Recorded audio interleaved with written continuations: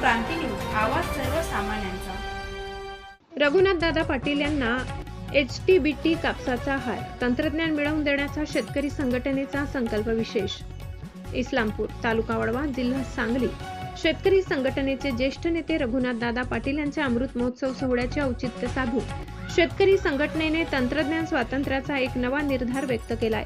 शेतकरी संघटनेचे विदर्भ अध्यक्ष लक्ष्मीकांत कौटकर यांनी रघुनाथदादा पाटील यांना भारतात सध्या बंदी असलेल्या HTBT कापसाच्या बियांच्या बोंडांचा आगळावेगळा हार घालून दीर्घायुष्याच्या शुभेच्छा दिल्या। तसेच प्रगत तंत्रज्ञान शेतकऱ्यांना मिळवून देण्याचा सूचक संकल्प यावेळी करण्यात आला।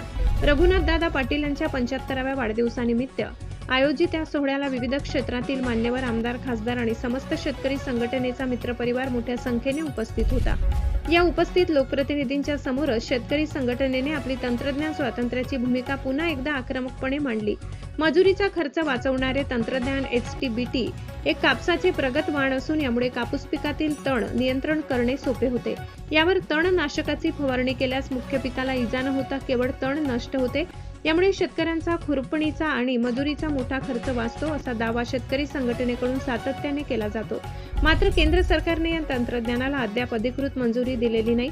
लढा अधिक तीव्र करणार शेतकऱ्यांचे उत्पादन खर्च कमी करण्यासाठी प्रगत तंत्रज्ञानाची गरज आहे। कायदेशीर अडचणींमुळे हे तंत्रज्ञान शेतकऱ्यापासून दूर ठेवले जात आहे।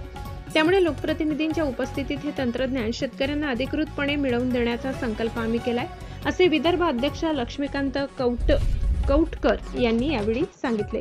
या अनोख्या आंदोलनात्मक सत्कारामुळे राजकीय आणि कृषी वर्तुळात पुन्हा एकदा HTBT कापूस तंत्रज्ञानावरील बंदीचा मुद्दा चर्चेत आलाय। महाराष्ट्र क्रांती न्यूज चॅनलसाठी अकोला जिल्हा प्रतिनिधी इम्रान खान। महाराष्ट्र क्रांती न्यूज, आवाज